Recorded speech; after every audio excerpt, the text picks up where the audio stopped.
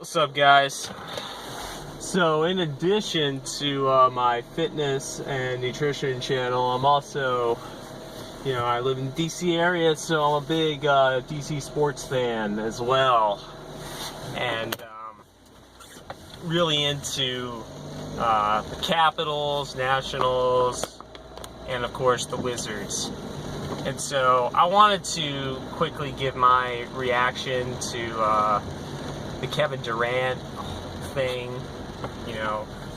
News just broke out that he signed a 2-year deal with the Golden State Warriors. I gotta say, first off, all power to the guy. He wants to win, and the place that he needs to go and win a championship, the best place, feasibly, is the Golden State Warriors. Team up with Steph Curry, Klay Thompson, Draymond Green. That's a big four right there. A lot of people are going to join that team on a vet minimum, just like what happened with Miami. And, they're pretty much the favorites now to win the whole goddamn thing. A lot of people would say it's kind of taking the coward way out of doing it. Okay, I guess so. But hey, from his perspective, if you can't beat him, join him. So Kevin Durant, he's moving on. So KD2DC, it's over. It was really fun while it lasted. We were preparing for 2 years for Kevin Durant. The Wizards made a lot of moves, looking back on it in the last 2 years, to put themselves in the best position possible to pitch KD. They didn't sign Ariza to an extension of 4 years. Well, it looked like they could, but they didn't really make it that big of a priority to get Ariza back when he was doing well, because they wanted to save some cap room. They brought in Paul Pierce for a year, and Pierce opted out after 1 year. And part of the reason why he didn't come here was because we didn't guarantee him a long-term deal. So Pierce goes to LA, and we decide to trade for Jared Dudley, who has an expiring contract, which seemed to, at the time, be a good move. The team fired Randy Whitman, hired Scotty Brooks, who coached Durant.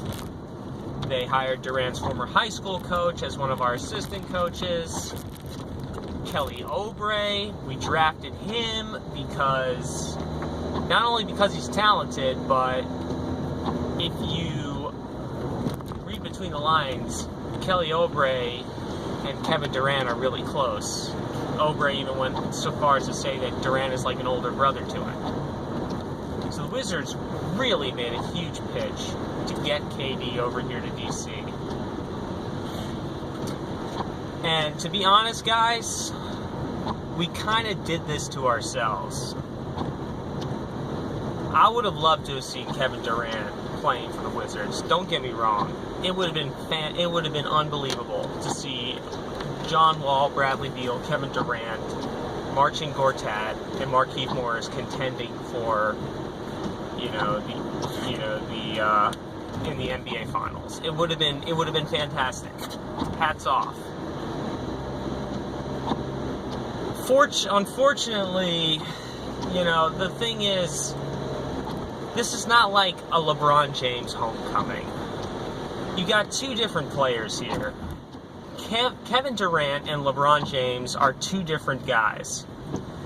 LeBron is the king, and he wants you to know he's the king, and he wants you to know that he's the single game changer, that he can go wherever he wants to go, and you're automatically going to win a championship. It's almost a guarantee. And you know what else LeBron had going for him was, when he went back to Cleveland, he had already 2 rings with Miami. That burden of winning a championship was already lifted off of his shoulders. Can you imagine Kevin Durant, who's only been to the finals once, coming over to Washington, who hasn't even seen the finals in years, and being expected to bring Washington to the finals and win the championship. Kevin Durant would have to carry the whole DMV on his back, as well as his own burden of having to win a championship, which he hasn't done. So a lot of that really is too much pressure for one guy to have. Additionally, Durant and LeBron are two different types of players with different kinds of attitudes towards the game. LeBron kind of lets you know he's the king. Durant, he's a very quiet guy. He wants to be with other superstars on the team because he can't.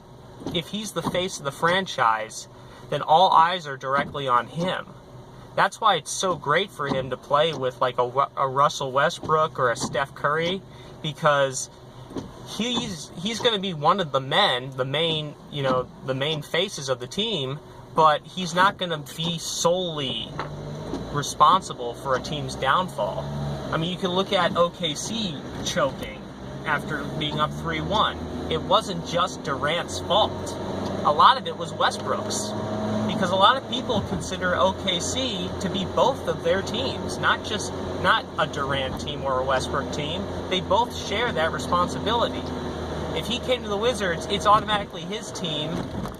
And, Durant's, that's not what he likes. He likes being a co-star rather than the star. So I can't blame Durant for not wanting to come here. I'm sure he really enjoyed the fact that we were pitching him and that there was a lot of people that wanted him to play here. And I'm sure he enjoys coming home to visit his family, his friends. And this place will always have a place in his heart. But feasibly, the guy has to win a championship. He has to get over that hump. And the best way he can do it is to stick it out with a team that can actually contend.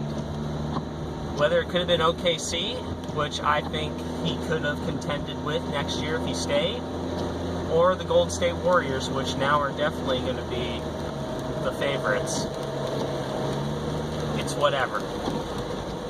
What we need to do now as Wizard fans, if we really are Wizard fans, we got to move on from this. It would have been nice, and it's kind of, it kind of sucks to see Durant go somewhere else, but we got to move on and look at what we got. We got John Wall, superstar point guard, arguably a top 5. Bradley Beal, who, when healthy, he and Wall are arguably a top 3 backcourt. We got Gortat, who has a lot of mileage left as a center. He works very well off the pick and roll. You got Markieff Morris, who's a very good stretch 4. He's got some attitude issues, but he can contribute. Otto Porter, 3rd overall pick. He's getting better with each and every year. Development's been slow, but it's there. Kelly Oubre, this will be his 2nd year. We don't know what we have in him. So his upside is pretty big. They just signed Ian Mahinmi, who, even though it's kind of a big deal, and he's only really a backup, the guy is a hustle player, and hopefully he'll be a really good big off the bench. Trey Burke, a good young point guard. We'll see what he can do to back up Wall. Andrew Nicholson, don't really know much about the guy, but he has some upside left. Let's see how he develops. We need to really stand by the Washington Wizards right now. Look at what we have and understand that we still have a talented squad out there, and these guys are going to give it their all each and every night.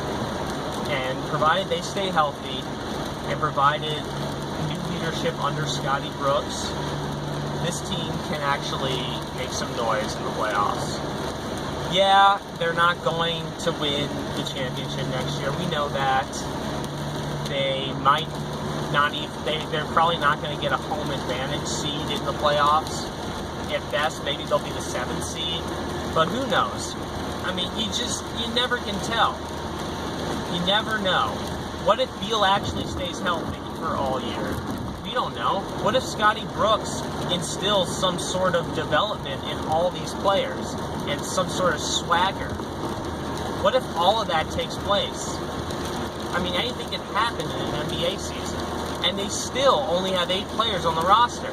This team still needs to fill its roster out, and there are some free agents out there that might be able to help out. So, don't give up hope just because we didn't get Kevin Durant, or Al Horford, or Nicholas Batum, or Jamal Crawford, or Al Jefferson. We shouldn't give up hope yet. I mean, who knows? What if Ernie Grunfeld decides to make a trade? I know a lot of us out there are really against Ernie Grunfeld. I myself admit that he hasn't been a great GM. But what if he actually made a trade for DeMarcus Cousins? Hey, I would love that John Wall and DeMarcus Cousins Kentucky connection. That would be fantastic. So yeah, all hope is not lost. The Wizards have not even played one game in the 2016-2017 season. We got a full season ahead of us. As of right now, Wall and Beal are healthy, and will be the starters next year. And yeah, we'll see what happens. And what if you shouldn't give up on the chance that KD will never come to Washington? Maybe he wants to win a championship first, and then he'll come here. Okay, that'd be great. I would accept him with open arms, just like I'm accepting him making his decision. So, let's just look at what we got, regroup, and understand that all hope is not lost. We got to keep hope alive, and we got to keep cheering on the Wiz. If we can get our fan base up, and we can actually get some sellout crowds, hey, this team might actually come in with some swagger and actually perform. Because that's part of the reason. The fans there really doesn't seem to be that big of a fan base for our team. We need that passionate fan base if we're going to contend. Fans are the sixth men. So, let's keep hope alive, guys. So that's my take on the whole KD2DC thing. I'm a little disappointed, but I really can't blame him. And I'm still believing that the Wizards can turn things around next year, get back into the playoffs, make some noise, and hopefully during the next offseason, when the cap space goes up even more, we'll be able to possibly make a run at some other free agent. Alright? That's my take on it, guys. Have a good one.